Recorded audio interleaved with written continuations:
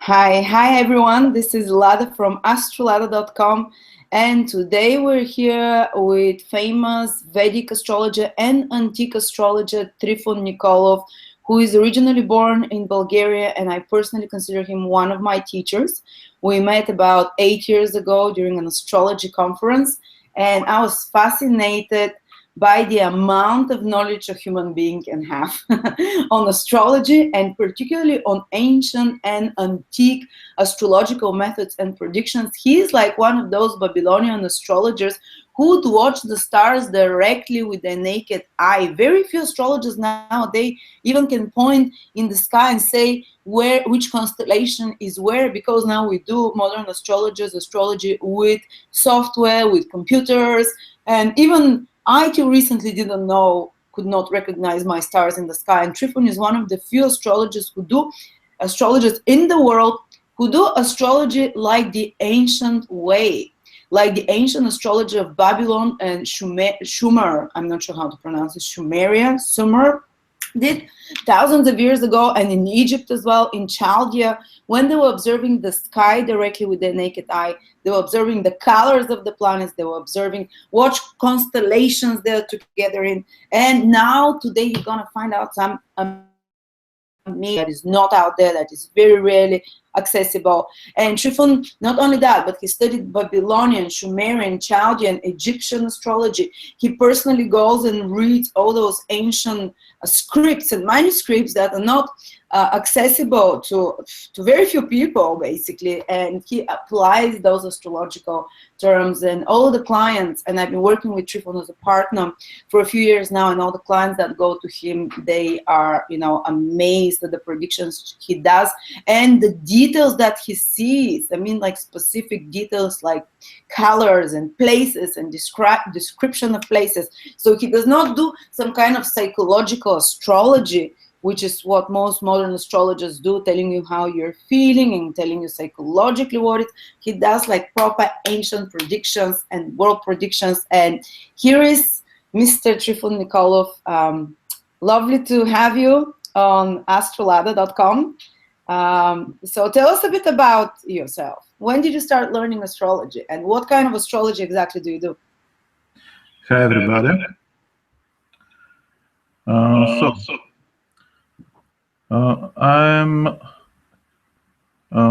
I do Vedic astrology, but also, which means, of course, ancient Indian astrology, but also I know about ancient astrology from the Mediterranean world, which, according to some, is the first astrology ever, and that means the astrology from Mesopotamia, like Sumer, Babylon, and later the astrology go to ancient Greece, Egypt, and Rome.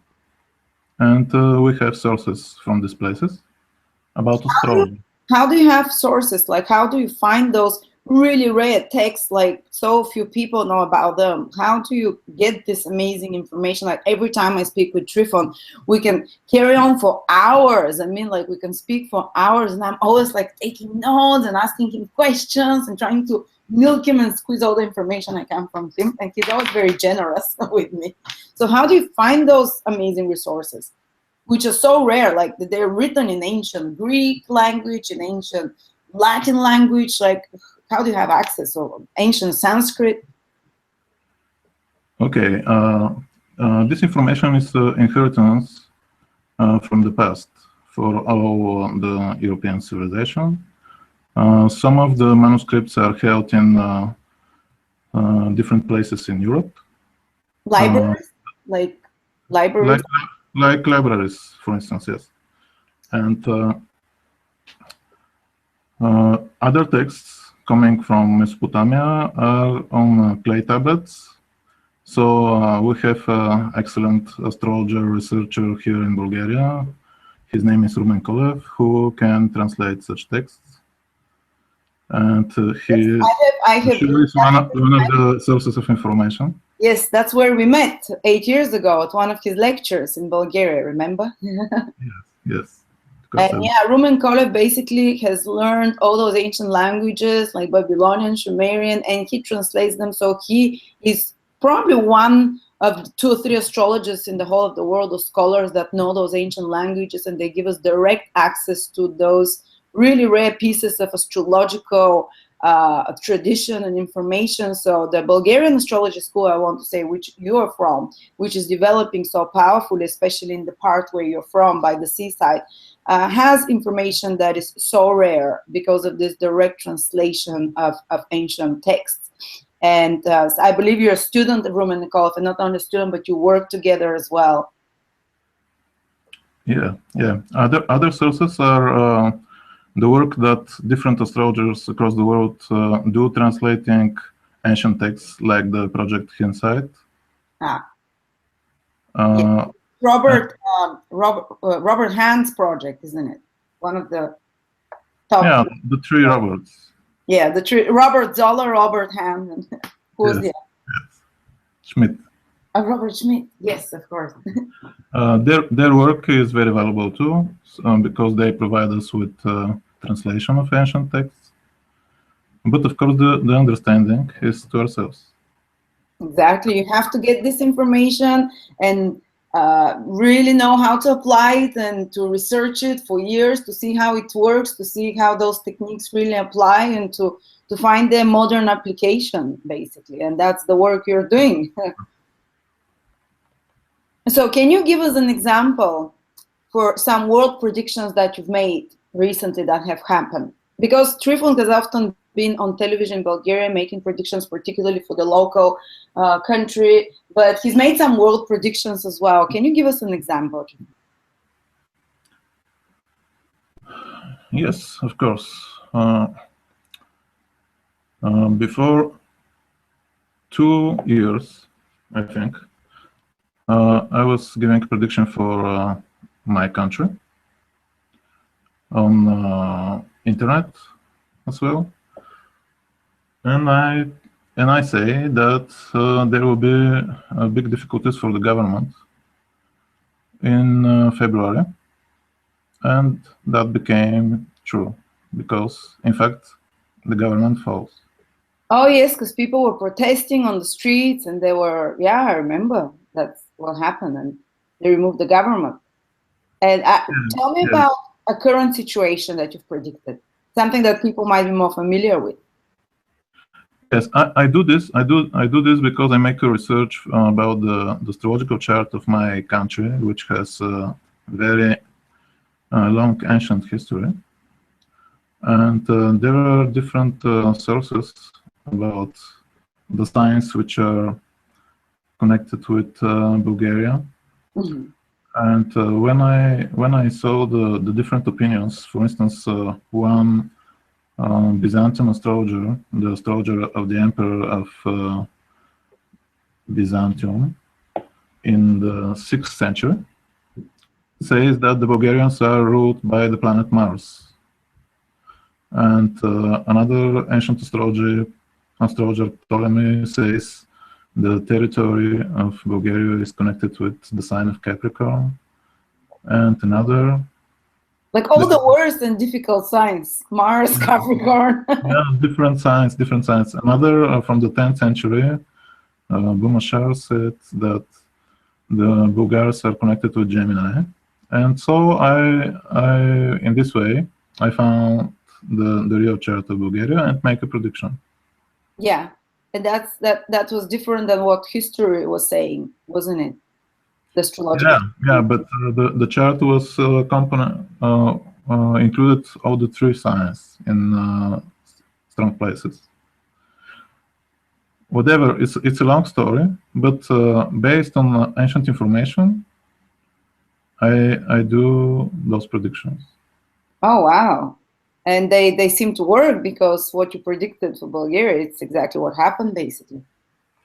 Yeah, and in another case, I thought that someone who is important here will die, and on exact day. Mm-hmm. And on that day, the Patriarch of Bulgaria died. Oh yeah, and for those that don't understand, this is like the Pope for us, the patriarch, basically, the head of the church. It's so important for us. And I remember actually by wasn't it that I met you that day by chance in Varna, and you were looking at the stars and you were saying Jupiter. You were telling me something about Jupiter Heliacali rising, Heliacal rising of Jupiter, and you said, I remember you said, like, someone should die, either the king will fall or someone equal to a king will fall. And I was like, oh, what's he on about? And he said, I'm going to watch the stars tonight and to see if Jupiter rises because it's getting late and it's rising in this special constellation. I don't understand. It's very complicated astrology he does. And on the next day, it's like the patriarch died. it's true, like you said, someone like a king of similar value. It's funny that that day we actually met by chance on the street in a bar somewhere in Varna. But tell me about Turkey. You made a prediction about Turkey 2 years ago. And I think people find it very interesting because this is what's happening currently. Yes, in fact, this will be the first time I publicly talk about this prediction because I made it amongst the friends. Before a year, in the summer of previous year, I was on the beach with 3 friends, astrologers, and we were looking, it was evening, and we were looking to the sky to see different stars and talk about them. And in that moment, I told them, do you know that ancient manuscript that I read soon, and what information he gives? He gives, this manuscript gives the information what territory in the Mediterranean world belongs to which astrological sign. Which is very difficult information to find, yeah. Yeah, and there I saw that the nearest, the Middle East, yeah, the nearest, like Syria and Turkey, are strongly connected with the sign of Scorpio, according to this ancient manuscript. It comes from Egypt. Mm-hmm. And,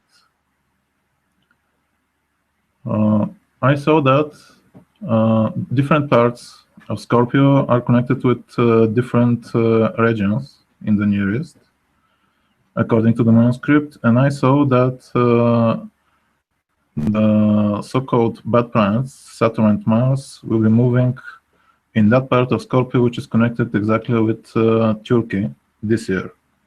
Wow, let me just say something. Trifon uses sidereal astrology like the ancient astrologers used the proper constellations. In the West now, possibly most of my viewers, we use tropical zodiac, which is more psychological, which is like more local, but the ancient astrologers and the ancient manuscripts were using sidereal, which is the constellations, the actual constellations in the sky, and that's how they made world predictions.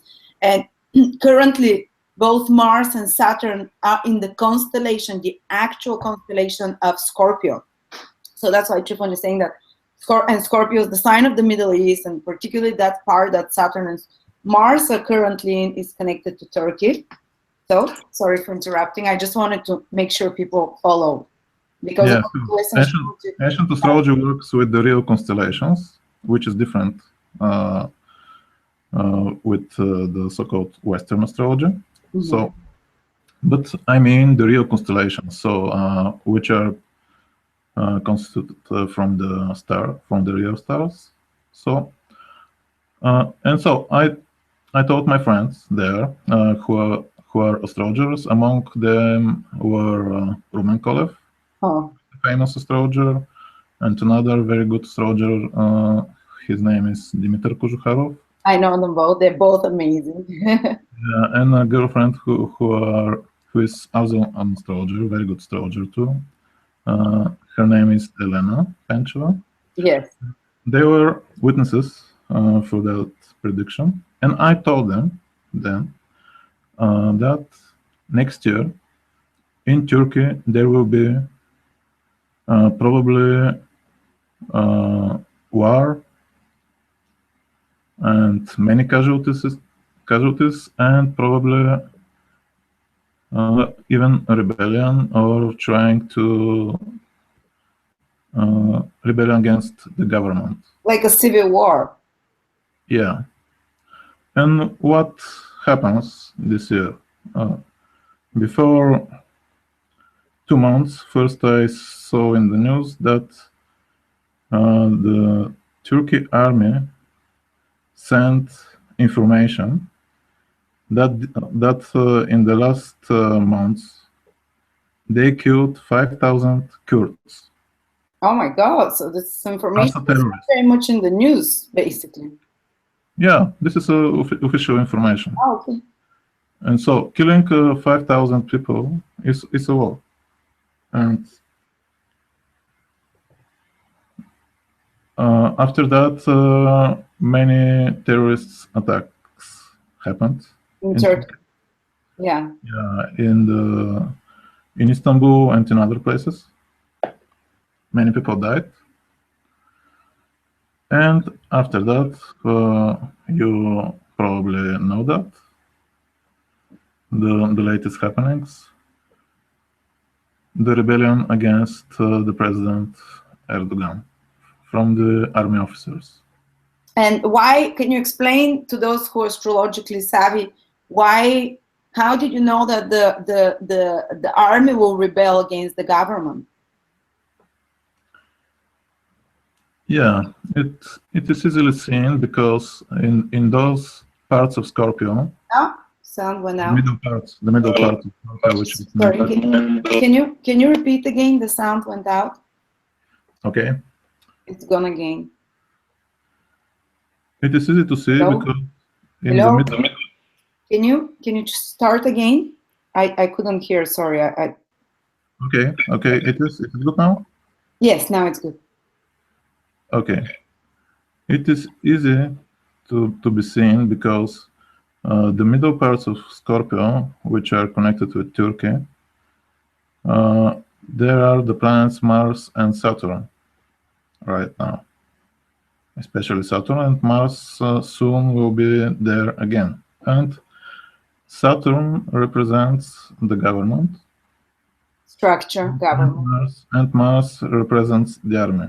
And according to ancient rules from Vedic astrology, Mars is an enemy planet to Saturn, who is a neutral planet to Mars. Mm-hmm. That's why Mars will attack Saturn. This means the army can attack the government. Oh wow! And why in Scorpio? Scorpio is yeah, and because many people say, well, Mars is really strong, it must be good in Scorpio, but possibly not for the Scorpio country. This is happening. Okay. Scorpio, according to the ancient rules, is a malefic sign, Mm-hmm. and Mars is also, like Saturn, a malefic planet, which means that no matter how strong is Mars there, he will be bad. It will be. Yeah, we're seeing what's happening. Is it also connected to the multiple terror attacks that have been happening over the last couple of months, like in Orlando, in Munich, in Nice? And I don't even remember how many there are. What's happening in the world now? Is it because of these two planets? And is it because, as far as I know, Scorpio is connected to the Middle East and the Muslim countries, according to ancient texts? Is that why they're getting more angry and belligerent? Not all the people there, but obviously certain fractions from there. Yeah, of course, the conjunction of Mars and Saturn, which is so long, because the conjunction is in motion from February. Yeah, it's happening in February, yeah.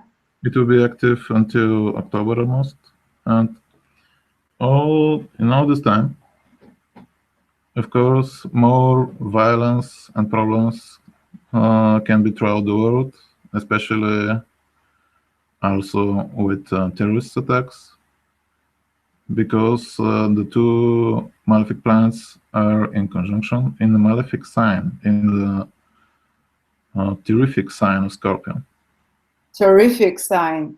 My God, I mean, like, everyone's been asking me what in the hell is happening there in the world. We've never seen it so close to a breakout of, so many attacks. People are fearful. And do you have the positive prediction that after October, this whole energy will disperse and it will not be, or do you think it will bring repercussions for many years? Yes, as you say, in fact, this will be the positive prediction that in October, those two planets will separate. They will be in different constellations because Mars will move in Sagittarius. So the tension will be not so much after that. But then what are you going to tell us about the current Saturn and Mars are going to be conjunct in the star Antares, the heart of the Scorpion, a malefic huge star? What are your predictions, not for the Turkey, or, you know, obviously it might happen again. Yes, this is the case, exactly. As I told you before, this conjunction is coming. It will be in the end of August. So it is maybe set to be set, but more violence is expected. Do you think it will be focused only around the Middle East or in Turkey, or do you think it will? No, there can be more terrorist attacks because, in fact, the terrorist attacks comes from the sign of Scorpio, which is the Near East. So no matter where they strike, it is coming from that sign. The Scorpio rules terrorism. It is strongly connected, absolutely. Oh, yeah, Scorpios, little terrorists out there. I'm kidding. It's a belligerent sign. What can we say? It's one of those signs. Yeah, so around 12th, between 12th and 15th August, the moon will be with Mars and Saturn, which can trigger, again, as the last time when was that combination, violence throughout the world, not only in Europe, probably, but also in Turkey and maybe United States. Why the United States as well? Because that combination is happening to be on the cusp of the 7th house, on the one of the astrological charts of the foundation of United States. Is that like a? Oh yes, that's according to sidereal astrology. Yes. Yes. Yes. And do you think like this is the open enemies, the 7th house of the country, of the states? It's other countries. Absolutely. Around that time, which means the next month and the month after, the enemies of America will be more active. Oh, wow. So there will be more problems, maybe. Oh, wow. Do you think the Turkish government will also fall from the army? I think that there will be violence and maybe of war. Oh. Wow, these are some powerful predictions, people. This is rare. You know, we'll see what happens, but if this happens, it's amazing. This is life predictions using ancient astrology. This is some serious stuff we're talking about there. And talking about the states, can you give us some predictions? Maybe look at the charts of Donald Trump and Hilary Clinton. I'm sure many Americans are right now in the midst of wondering who to choose. And, you know, can you tell us a bit more about that? Yeah, first maybe I can tell something about the future president's election. I look at the charts of the two candidates, Donald Trump and Hilary Clinton. And what I see there is that one of them is a strong leader. And according to me, to my opinion, he will win the elections. Okay, tell us. Here I can say who is that person. I think that this will be Donald Trump. Oh, wow. Most people think it will be Hillary, actually, because they say, like, the lesser of two evils. Is that what you think or no?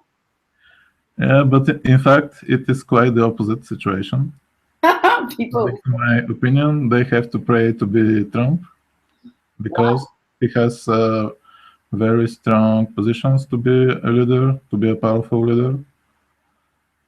He has many capabilities according to his astrological chart. And in first place, a certain star is rising in his chart. It is in conjunction with his ascendant. It is the star Regulus, the so-called little king. Yeah, Regulus, the king, that's the heart of the lion. And it's considered, as you taught me, it's considered to be a star of leadership, isn't it? Absolutely. And basically what it means for star to be rising, those of you who don't know, it means it's conjunct the ascendant. The ascendant is the point of incarnation and part of your path in life. So it's the most important point in the horoscope. And any star conjunct that ascendant can bring you a special mission. He's already a leader though. He's already a big king on his own. He has this huge empire of his. Maybe could it be that it's just that, or do you think his chart is more indicative of being a president overall? It's true. Overall, it is a powerful chart, and something else show me that he will win the elections. According to one of the astrological techniques that are used also amongst Western astrologers, his progressed sun will be this year in conjunction with his ascendant in the sign of Leo and in conjunction with the star Regulus. The star of the king. So the star of the king. So it is obvious. Wow. That he will be empowered this year. I'll hold you responsible. If you guess right, I'll send that video to Donald Trump. You're becoming his personal astrologer. Or you'll be fired, as they say. Yeah, in the past, when someone wrong the prediction, they can lose their head, of course. I know. Somewhere in a hole in Bulgaria, you know, if she becomes a king, if she becomes the president. But Yeah. why did you say like she's the worst? Well, what like is it something moral in her chart, or something like she might be bad, like create a war or something? What why is it? It is because in her chart, Saturn and Mars are culminating. And conjunction. Yeah, she has this conjunction of Saturn and Mars. We have the chart to share with us? Yes, we have it. Just one. So I have to share the screen first, probably. Yeah. You have to first open it. It has to be open in the background and then click on share screen. Okay, so I will show now. It is seen now? Oh my God, yeah, I see it. Let me just click on it. She has like Saturn, Pluto, and Mars together, like such evil planets. Oh my God. But in the kind of more hidden Cancer, so it might not be so obvious with this sign. Yeah, she has this bad conjunction in the 10th house. Also, she has a good planets around the ascendant. So she presents a really nice yeah, she looks very nice and she talks good. Because the ascendant is the appearance and the impression you make. So she has really powerful Venus there, Libra ascendant. That's according to sidereal astrology. So she comes across as likable possibly. But these planets are making so many hard aspects, like Saturn, Mars, and wow. Yeah, they're making squares to the ascendant and to Mercury and to Venus. And but the most important is that Mars and Saturn are not well positioned in the sign of Cancer, the constellation of Cancer. Mm-hmm. And this means that she will be more prone to have a rulership which is conservative and sometimes aggressive without need. With the aggressive without? Without need. Without? Without needless aggression. Needless aggression, yeah, needless aggression. Oh wow! And do you think, like, morally, how she is morally as a person? What would you tell us? And by the way, this is not us trying to make you vote for Trump, not at all. We can astrologically, think. So I think that this conjunction is not good because he is making the point of the failure to become on the ascendant. This is a technique from the ancient astrology. The difference between Mars and Saturn from the ascendant is coming to a point which is called the part of, according to some ancient authors, the part of failure. Oh wow! So Trifon is talking about ancient parts. We call them Arabic parts, but they were used way before that in ancient Greece as well. And this is something he's really good at, the parts. Few astrologers use them, but that's what he's talking about. So those Saturn and Mars activate her point of failure, isn't it? Absolutely. So and she has some failures until now, I think. Yeah, I think she's tried to be a president before as well. But if she becomes a president, what can you predict coming from her rule? Because of Saturn and Mars in the house of government and rulership, the 10th house, I think she will be quite authoritative. She will be prone to make cruel actions and decisions, but too defensive. Because of the Cancer. And in other circumstances, too aggressive too. And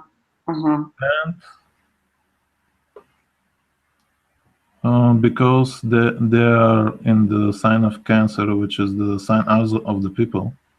Yeah, the normal people. Yeah. To make the people to feel sad and to feel more fearful. I guess, to feel more fearful and to feel really much more problems than before.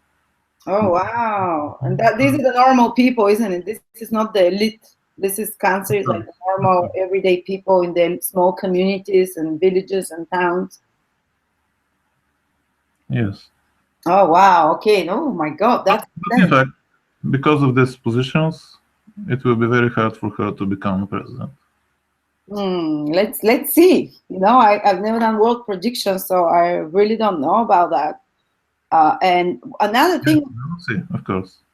You are talking right now about those fixed stars when we looked at the chart of Donald Trump, and this is something that I learned from you, and this is amazing information. Listen, people, because we might make a webinar with Trifon on this, because when he told me a couple of years about this ancient manuscript that was discovered in a library and translated, I think was from Latin, which is called the Book of Hermes on Fixed Stars. So this is information maybe a handful of astrologers have, because the manuscript was translated only in the last 4 or 5 years.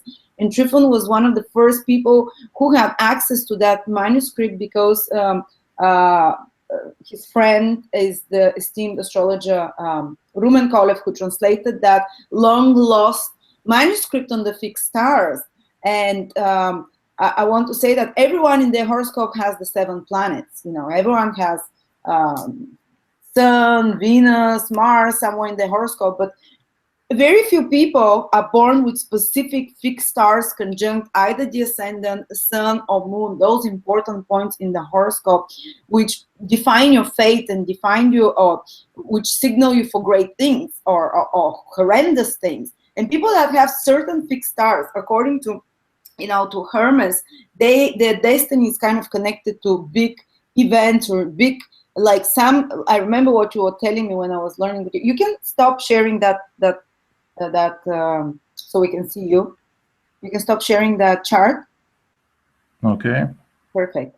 And so I remember when I was learning with you about those fixed stars, and you're telling me some stars make someone like an angel. That's why some people come here like Mother Teresa with a mission to help and to be angelic, and they're so kind and sweet. And others makes them like warriors to fight, like the star Antares, for example. Others make them leader. Other fixed stars make people very wealthy. And as far as I remember, Bill Gates had such quite a few fixed stars on important points in his horoscope, which are well fixed stars, and some stars can make you cruel, some stars can make you like instrument of, because the fixed stars are way beyond our solar system. So these are energy with these are sources of intense energy that's coming from way further realms than others. So they kind of intensify the mission of someone. And in order for someone to be person of importance, to achieve something of importance, some of those stars have to be activating their horoscope. You know, can you give us a few examples? Because you're the master in fixed stars, and if people are interested in that, what they're hearing, we're gonna do a webinar talking about each star and giving multiple examples. Okay. First example can be the chart of Donald Trump. Oh, great. Yes. So here is the chart. You can see that the 6th degree of Leo is rising, which is the exact place where is the star in the heart of Leo, Regulus. That makes leaders. Again, I repeat, this is sidereal astrology and tropical astrology. This star will fall on the 29th degree of Leo. But sidereal astrology and tropical astrology are about 25, 24 degrees in difference. But we're looking at sidereal charts now, the actual constellations. Sorry for interrupting. This is the actual constellation of Leo. So we can see here the royal star is rising exactly on the ascendant, in conjunction with Mars, and according to ancient texts, when this star is with Mars, her importance and her strength will be 10 times more powerful. Oh, but won't that make him an angry ruler? Won't that make him a ruler that enters into wars as well?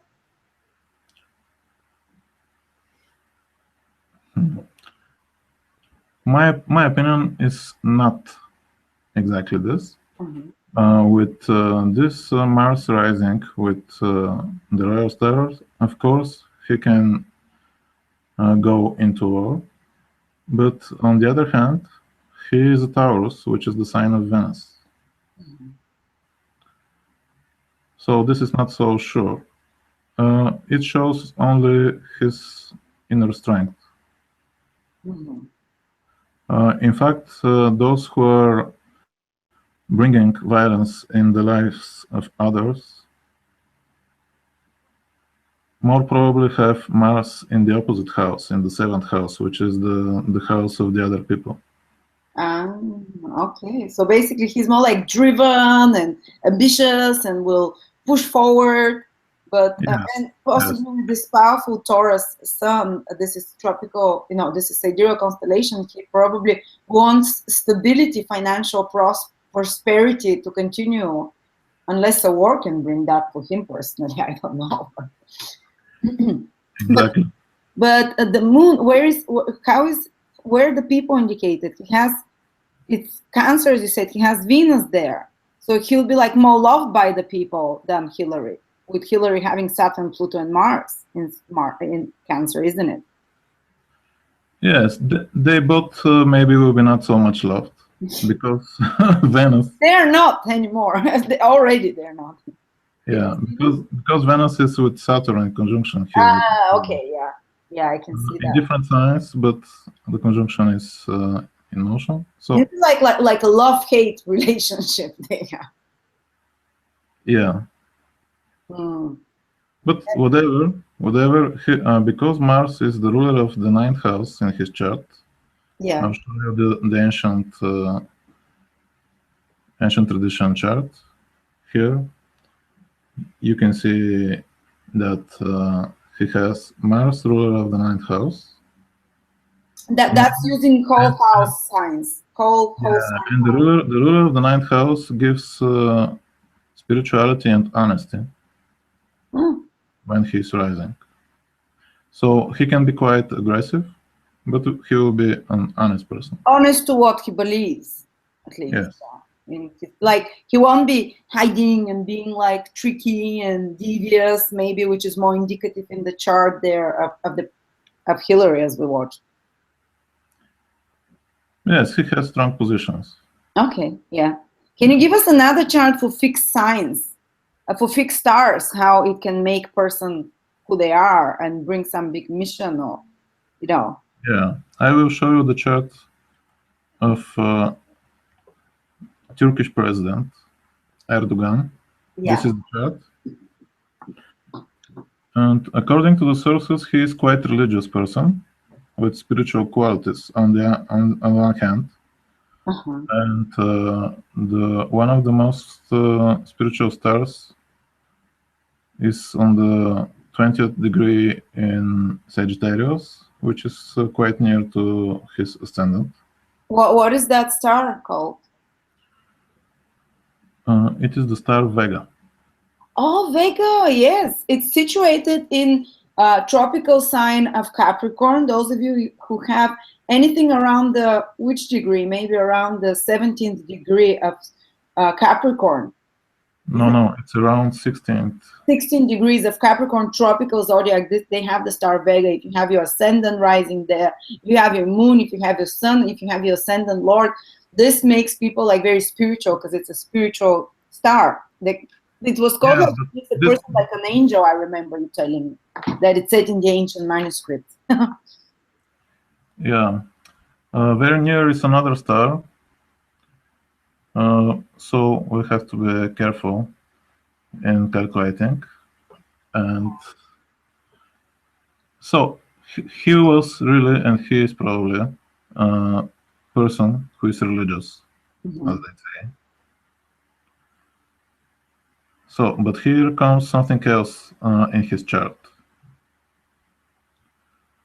He's religious, but another star, which is connected with war and violence, is in conjunction with his moon, and this is the star Heart of Scorpio. Antares. Oh, yeah. This is exactly on the 15th degree of Scorpio, and here is his moon and Mars.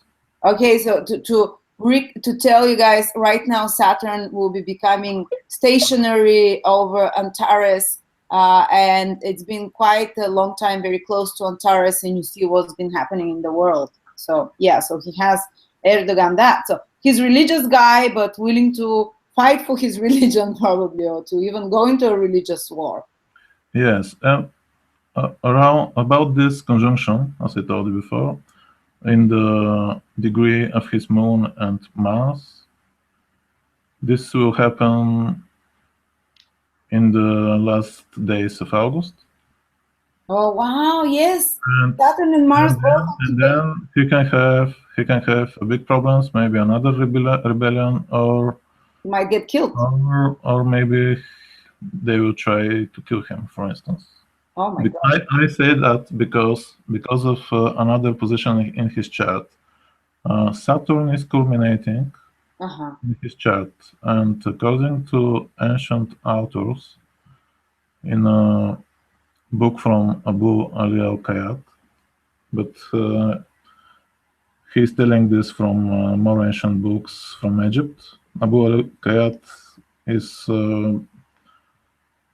before at least 1,000 years from now. So he said that in a birth like this, Saturn can give many big problems from the enemies, like captivity or death. Oh wow! So when Saturn is culminating, conjunct the midheaven, it can give problems with enemies. But in a night birth. In a night birth chart. Oh yeah, these are guys. Ancient astrology is so amazing. I mean, they take into consideration whether you're born at night, and then a planet becomes, certain planets, if you're born at night, become more malefic, and if you get situated in certain point in the chart, you can kind of predict like the fall from grace, the fall from high places, or the opposite. If certain planets are extremely powerful and beneficial, if you're born during the day or during the night, and if they culminate, this will make like powerful manifestation in the world in a positive way. I hope I'm explaining correctly here. Yes, you are. So basically, you're So, saying that with this, more problems for Turkey in the next month. yeah, and with the Saturn there conjunct the midheaven in a night birth chart, it can indicate someone falling from power, basically. Absolutely. Ah, so interesting. Well, you can stop this chart now so we can see you. Okay, I'll do it.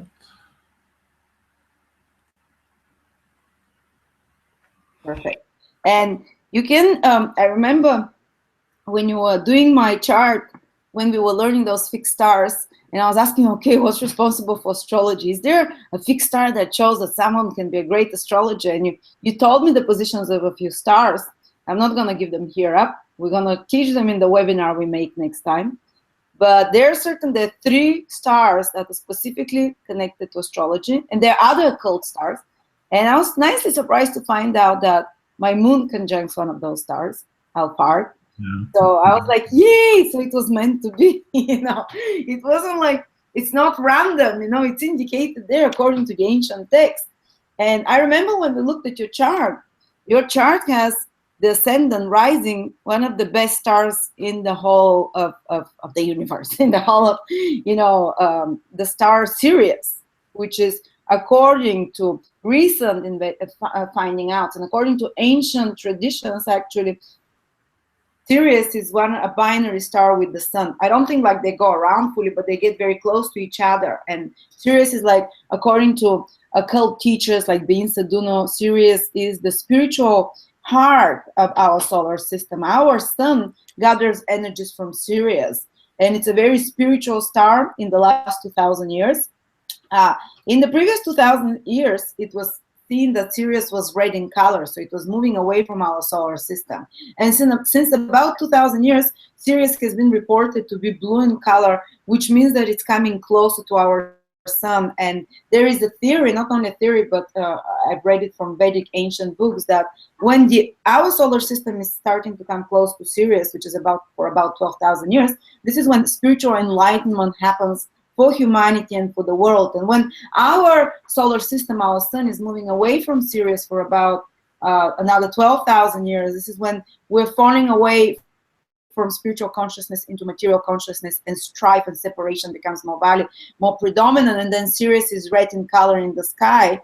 While when we're getting closer, which we've been doing since like about 2,000 years, is that what you told me? Since about 2,000 years, they say that Sirius has become blue in color?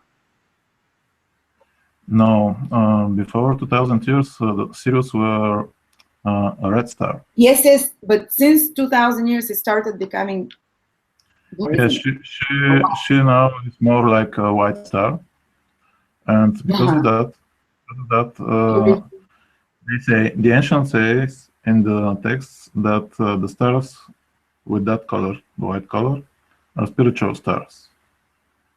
Yeah. So Sirius is one of the brightest stars in the sky, and now he is changing color sometimes, but now it is more like a white star. So he is now spiritual star and not a warrior star like in the past. Mm-hmm. So basically, he was acting like Mars before 1,000 years.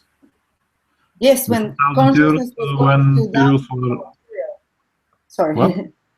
When consciousness was still going the material, when we were still moving away from Sirius, because scientists say that when we're moving away from a star, it changes its color. When we're starting to move closer, it changes its color again. But that's one of the theories. I'm not sure.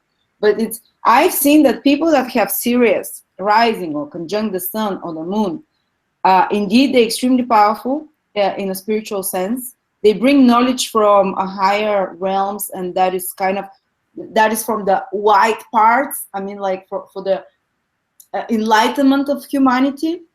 And also these stars like Sirius, they bring enlightenment, they bring higher knowledge from the higher realms, which are here to help humanity. And you have your ascendant conjunct Sirius, don't you?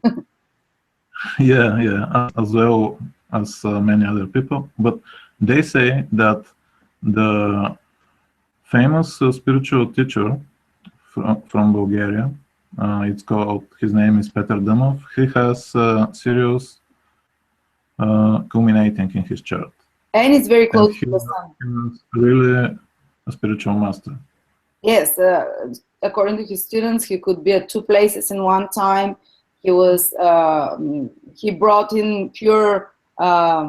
He purified the Christian, you know, the message of the Christ, and he was like a miracle worker. Like, I believe he was a being of a different, I don't know, different entity. Maybe like Buddha, an awakened teacher. That's my personal teacher as well, and that's he lived 100 years ago, basically. But and then the Dalai Lama has this conjunct his sun and his ascendant, Sirius, as well. Yeah, yeah. Of Yes, course, type of people that have Sirius conjunct their ascendants on the moon or point. yes, of course, you have to. There have to be present in the chart also other combinations, but this star shows the possibility for real spirituality. Oh yeah, so it magnifies. If there are other spiritual indications, it really magnifies them, makes one like a messengers of the angels, isn't it? Yeah, for instance. Yeah, and there are actually, guys, the stars of wealth, the stars of military conquest, the stars of of Stars of science.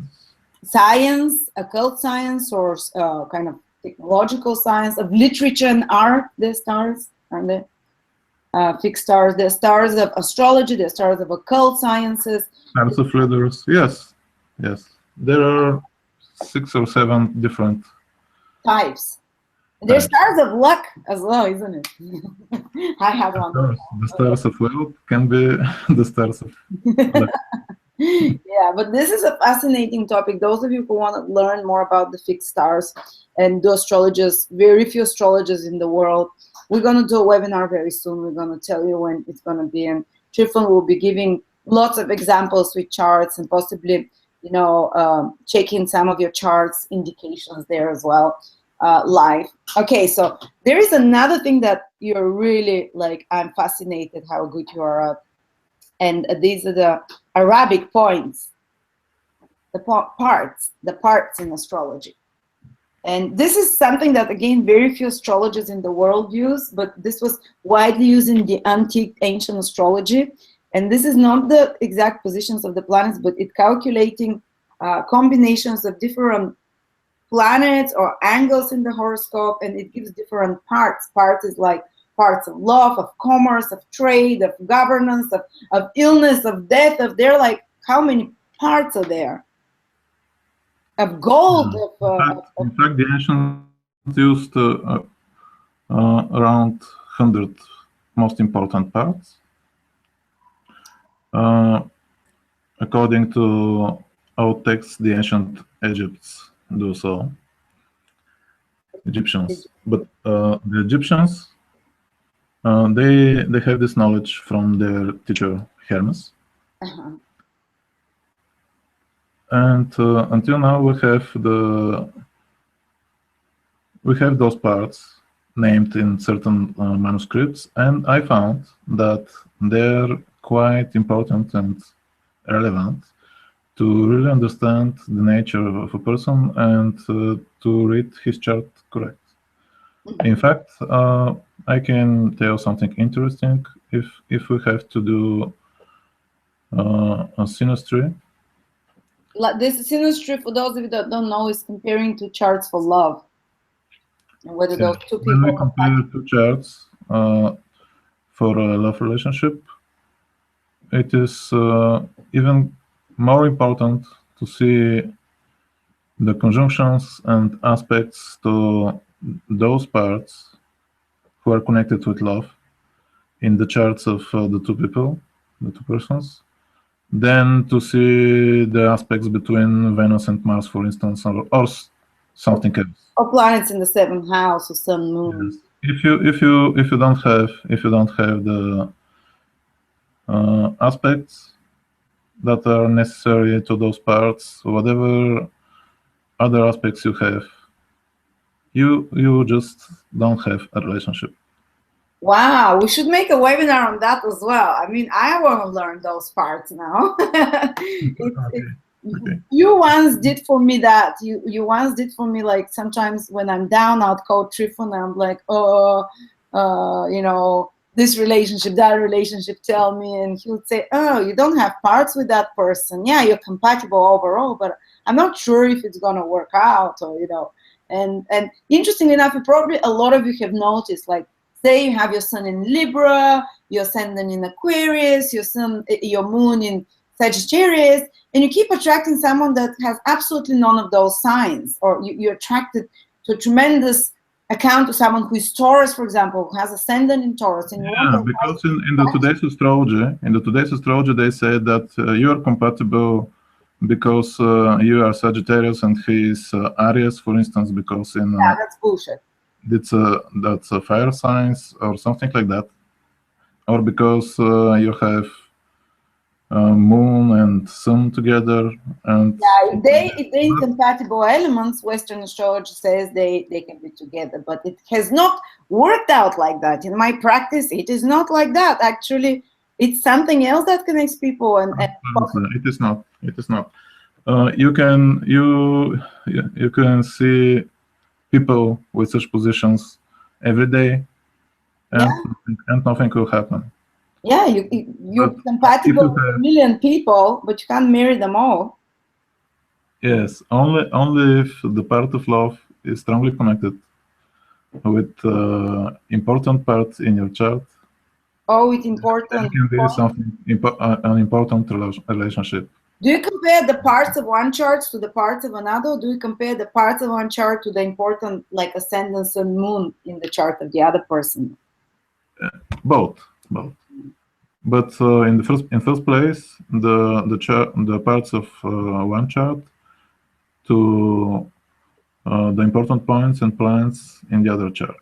And then there are a few love parts, aren't there? Like the love, the part of love, the part of marriage, the part of eros and sexuality, isn't it? Yes, there are around 6 or 7 important parts about relationships. One of them are important about common relationships and others for love. Yeah, and you have seen those work powerfully. Have you, like, is that when you do a synastry, is that the first thing you look at? Absolutely, I see them to work every day. Oh my God, I bet now you're gonna have like a myriad of orders for relationships.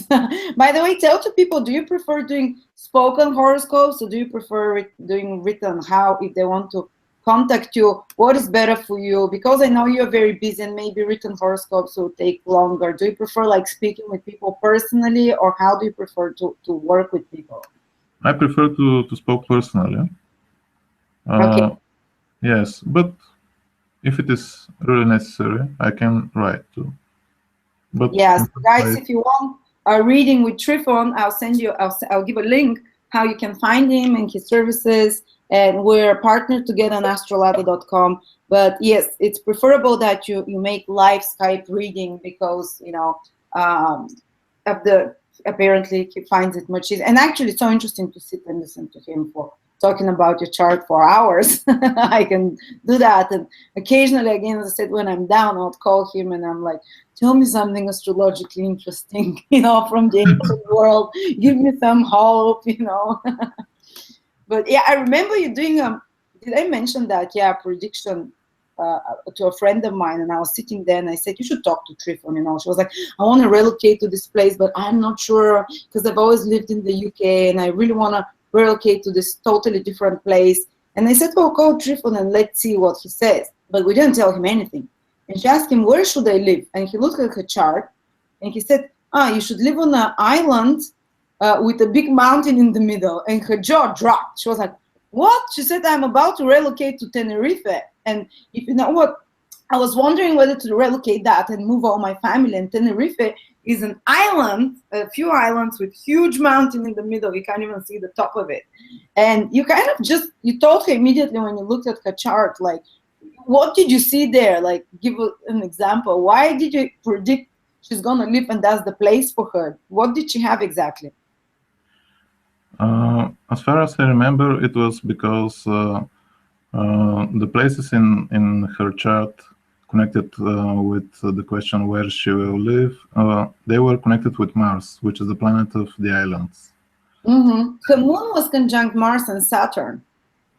Yeah, and Saturn, exactly. The moon, which shows the place where you can live, was in conjunction with Mars, the planet of islands, and Saturn, the planet of the mountains.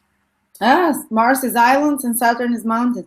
Guys, we should. This is one of the reasons. Yeah, I think you should even do like lessons on how people to find out where they're gonna live and what is the best place for them, because this is such rare information. So few people have access to it, because very few people know what planet rules what. Like, does it rule a lake? Does it rule a bog, or does it rule a desert? You know, and do people feel happiest living in places that are indicated in their chart, or say if she didn't live on an island and if she didn't move there, would she not feel happier? Is it better to follow the dictates of your chart basically, or is it basically the chart shows whether you wanted to know you're gonna live there?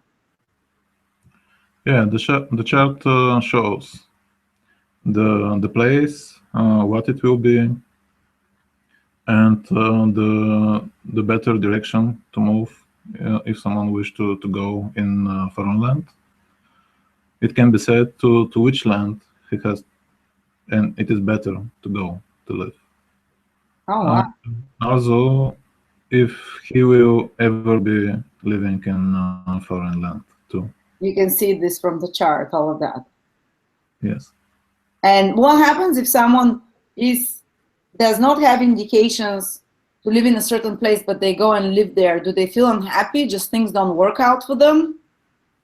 Yeah, they will be there for a while, not so much successful.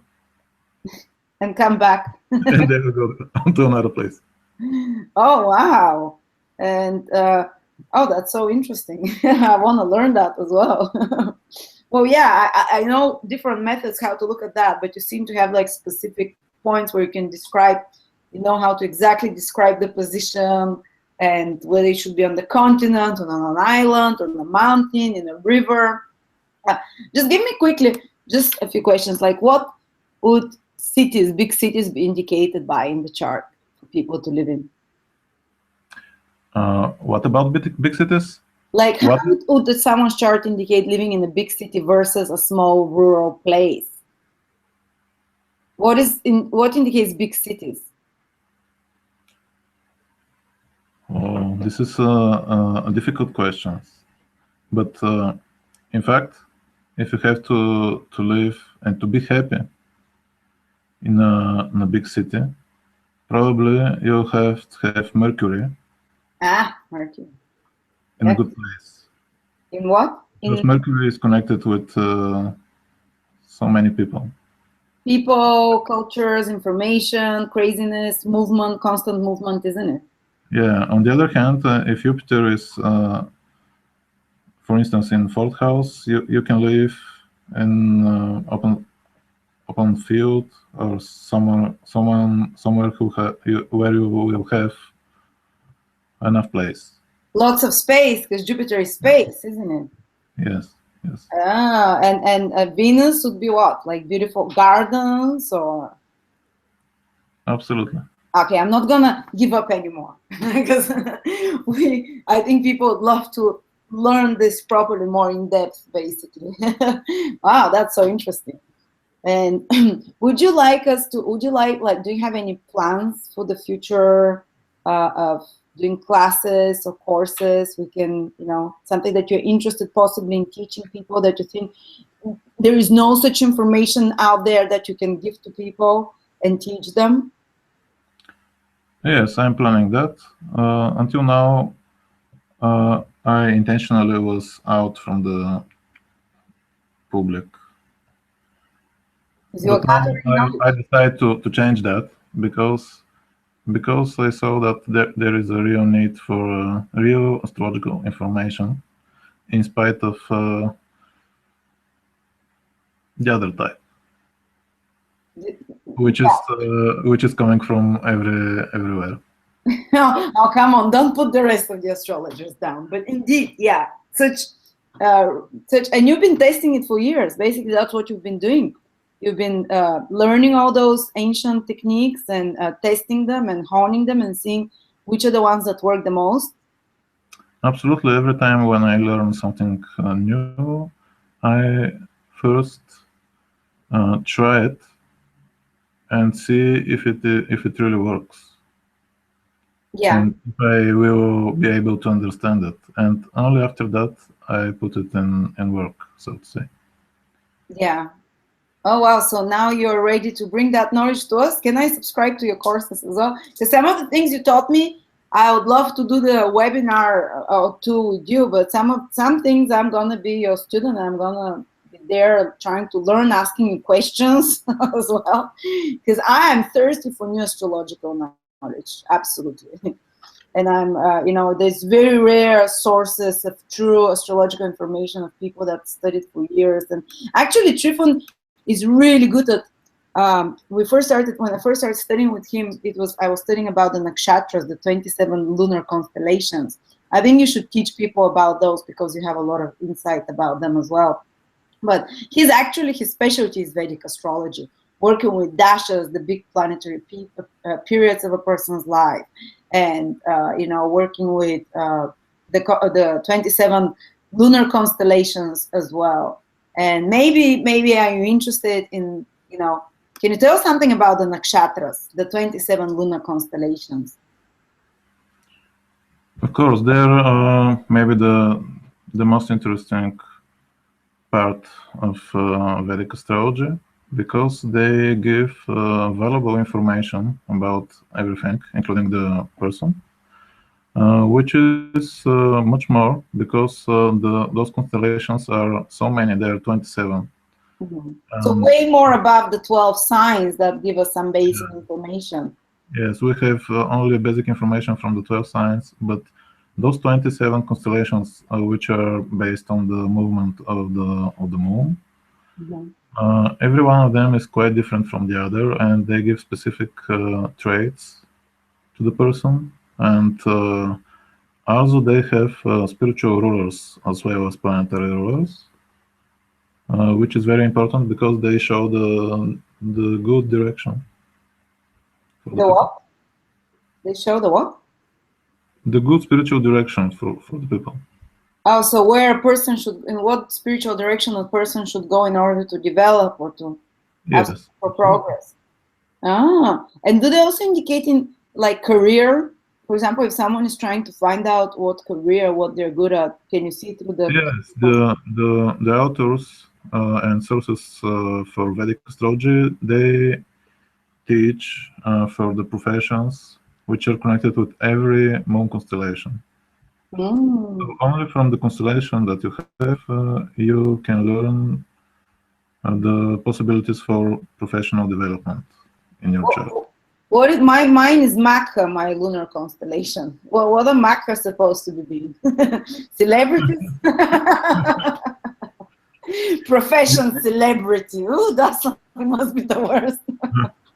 Yeah, for instance, my profession, Prime Minister.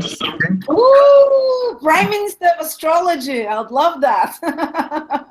But Makha is something to do with celebrity, something to do with, Yeah, in fact, Makha is connected also with the preserving of traditions. Ancient traditional knowledge. So the profession can be connected to. Interesting.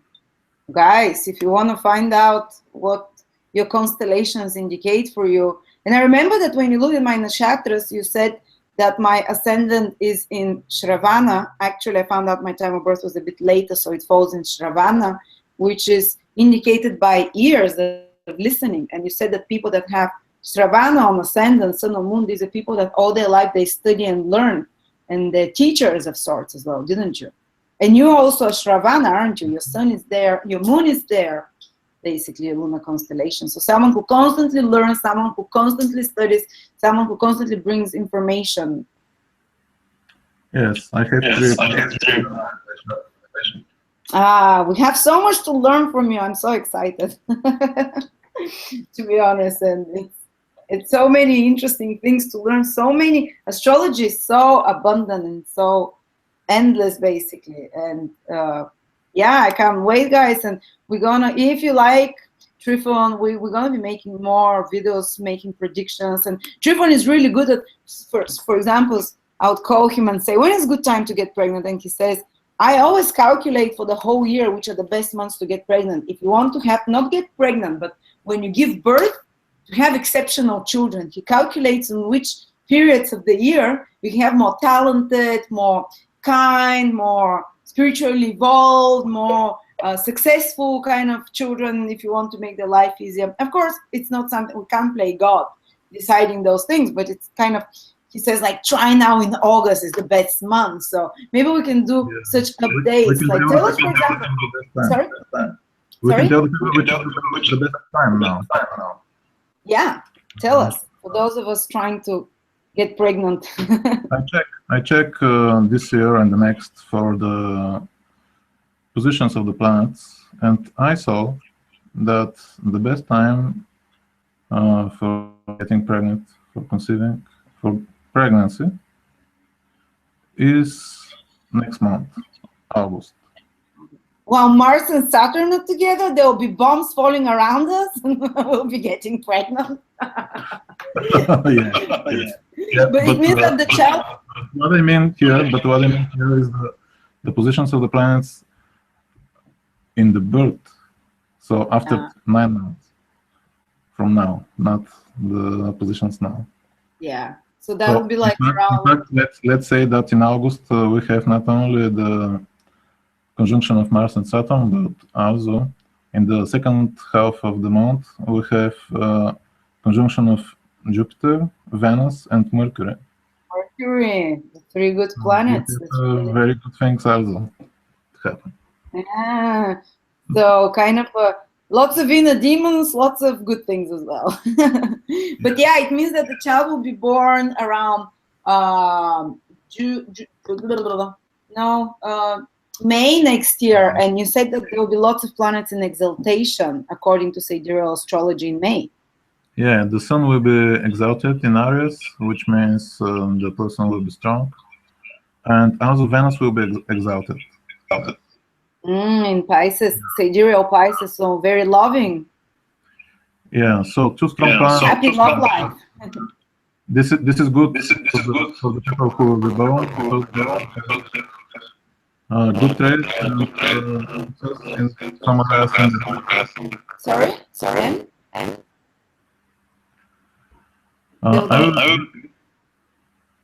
The sound is going off.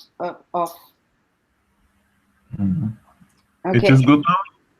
Yeah. So why would an exalted planet which is in its strongest sign, make better people? What is it? Does it make it? Does it make them morally better? Does it do souls that are more spiritually advanced or more talented get attracted to incarnate when birth is happening during exalted planets? How would you explain that? Depends on the planet, but in fact, when the sun is exalted, as it will be the case, they will be stronger in character and health. Health, yeah. And when Venus is exalted, they will understand love also from its spiritual side. Oh. And they will have a taste for art. Yeah. So these are quite good traits. Wow. When you have strong planets, it means that you are spiritually strong. So morally, inwardly strong. It does not indicate that you'll be very rich, for example, or very successful on the outside. It can lead to that. This will depend. This will depend on all positions, but it will be quite better than the other cases in other times when you don't have strong planet in the chart. Mm-hmm. And in that case, the lives of those who are born will be not so bright, and probably the capabilities will be not so good. But can people with planets that are not in good signs still make it big in the world, you know. Absolutely, But they do absolutely. But damage to the world. that depends on the stars, which are rising or culminating in their chart, which is something. The Uh, big stars that we talked God's about. will, so to say. Yeah, so some people, they might not have a strong moral or talents, but still become successful and powerful. That's seen in different way from the chart. Absolutely. Ah, I see. Very interesting. So thank you so much, Trifon. It's been pleasure. It's getting very late there in Bulgaria. I think it's like 10, quarter past 10 there in the evening. I'll let you go now. Thank you so much. It was amazing having you here. I'm always learning from you so much, and there's so many things we can, you know, I can still learn, and we can do so many webinars to teach people, or direct live, or we can start doing like every month a prediction for the month. What you think? What do you think the month will be great for? And you also taught me techniques of how to look which day will be good for you, which are very easy, like the position of the sun and the moon. I think we should do another of those, you know, videos and start doing like a monthly update of 20-30 minutes discussing the positions, and maybe teaching people more interesting techniques from ancient astrology, because you're so full of knowledge. And so thank you so much. Would you tell us some concluding words? Thank you for the good words and for the invitation for this conversation. We will make possible this information for every month and the teachings. So I hope it was interesting for you all. We will see again. Thank you so much, guys. Thank you for being with us now. And I'll try keep finding the best astrologers, the best talent around the world for you, and learning, bringing you knowledge, because the hunger for knowledge is growing more and more. Now, only information now is the thing that is on the uprise. And this is sacred. Information is sacred. And we're bringing you here something from, you know, from the ancient treasures of knowledge. And we have so many ancient texts to translate still, and Trifon is on those, and he'll be updating us about the latest discoveries about ancient astrology and their secrets and mysteries. So thank you so much, and wonderful having you, Trifon. Have a great evening. So bye-bye, everyone, and follow me. YouTube, subscribe to YouTube, follow me at Astrolada. That's my Facebook, where I do daily updates, where I announce webinars like that, when I, you know, you can win free readings with, you know, me, if you, you know, part of a competition or something. So thank you so much.